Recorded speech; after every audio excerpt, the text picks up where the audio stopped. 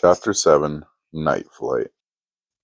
Stone Warhelm placed another chunk of wood into the fireplace. It was late in the afternoon, and the sun disappeared behind the huge bank of cloud. Fresh winds coming off the northern slopes of the Great Trude Mountains chilled the hilly regions that surrounded the dwarf's home.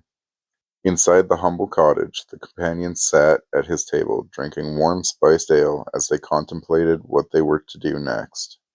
Pulling their heavy travel cloaks tighter, they marveled at how Stone remained comfortable wearing nothing but black leather pants and a thin vest. "I'm a pike dwarf." Stone Warhelm had noticed their stares. "We're built tougher than most ewes." Pike dwarves are reared in the highest slopes of the coldest mountains and are known for their tolerance of cold weather. Avador had inquired about the seasoned dwarf's adventures with Grandalimus, and was told simply that there were many. Grandalimus, he had said, is the greatest man he had ever met, and would gladly die fighting by him for any cause. They survived countless battles, most by raw grit and strength of mind, the rest by mere luck. The Elf King knows how to put the right company together for the right quest. He knows when to act and how to attack a situation. He is a true leader whose ethics guide him without fault.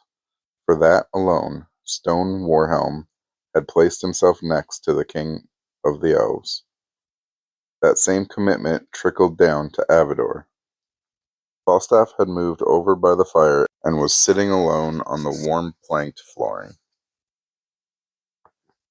With legs crossed under his robes, he sipped thoughtfully at his ale. He held open a large worn book on his lap, and stared at the pages as if they were mesmerizing. "What do you think he's reading?" Tigran whispered to Avador. They were sitting with Stone at his table, drinking the strange-tasting ale the dwarf had offered. Eventually, they acquired its taste, and it began to go down smoother than the first cup. "I am not completely sure, but I think it has something to do with magic, judging by the way it looks." "You mean like spells and things like that?" Tigran asked.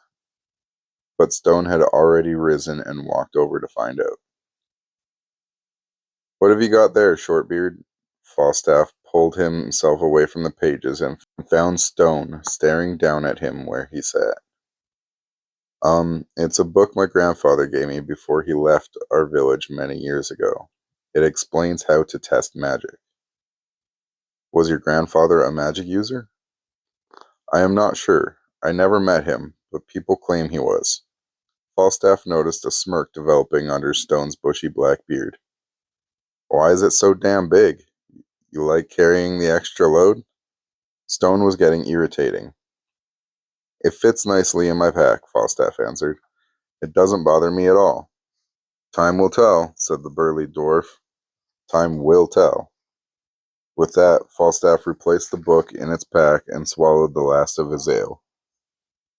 The company spent the night at the cottage. Stone slept in his only sleeping quarters. He had offered the bed to Avador, but it was politely yet sternly refused, and the three laid out blankets by the fire.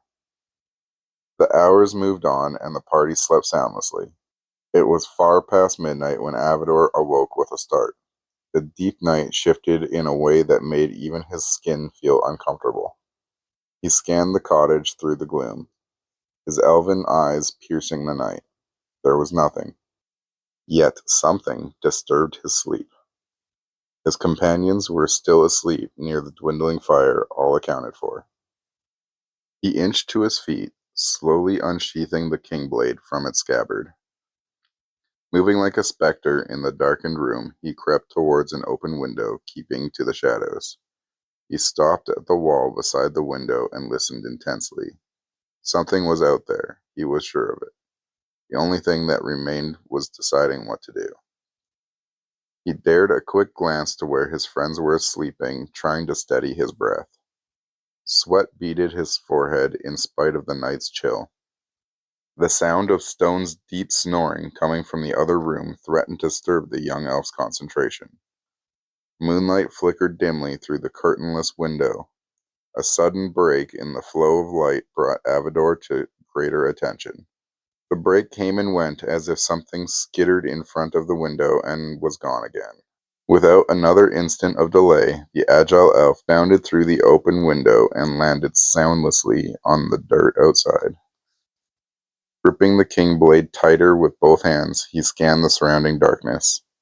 His heart was throbbing in his ears, and a sudden terror threatened to overwhelm him. His breathing became short and ragged, and his vision blurred. The hands gripping the sword began to tremble, and the enchanted blade began to lower as if to drop to the ground. Avador was gritting his teeth, trying to fight off the panic as tears flooded. A numbing sensation plagued within his chest. Why did he come out here? Why did he feel so alone? Suddenly a voice whispered sharply in his mind, a voice that unexpectedly brought him back to attention. Fear is not an option for you, Elven Prince. Fear is not an option. It echoed inside of his head, and he shot open his eyes. As Avador gained back his senses, something peeled itself from the shadows behind the overturned wagon. Something darker than the night moved silently yet with unbelievable speed towards the unsuspecting elf. If not for his acute reflexes, it would have had him. The blade flashed in a wicked arc, slicing through something inconceivable. The thing was fluid night, tall and stick-thin, with elongated, ghoulish limbs. Cut in half by the king blade, it was left writhing on the ground, its fanged mouth gaping in a silent scream. Lidless eyes opened wide. As quickly as it had came, it disappeared from the passing of the bitter night wind. Then the elf caught a glimpse of a second one, running in a frenzy towards him from the murky distance, elongated arms flailing above its head. Avador raised his sword ready for the attack when someone propelled into it from the side, knocking it into the dirt. The thing and its attacker thrashed fiercely on the ground, sending dirt and debris flying everywhere. It was Stone Warhelm, and he had it by its throat, repeatedly thrusting a dagger into it. Avador was rushing to his side when the night creature gained the upper hand and flung the hefty dwarf on his back and started tearing at his naked torso with lethal claws. A resounding battle cry penetrated the night air, swinging the king blade in a deadly sweep, separating the creature's head from its body. It too vanished silently with the night air. The next instant, Tigran Aviathane was next to Avador, brandishing a long sword with both hands, his face in utter shock. What the hell happened out here? Tigran was talking without realizing it, standing back to back with Avador and searching for signs of any more danger. Falstaff was kneeling next to the fallen dwarf, who rudely pushed him aside.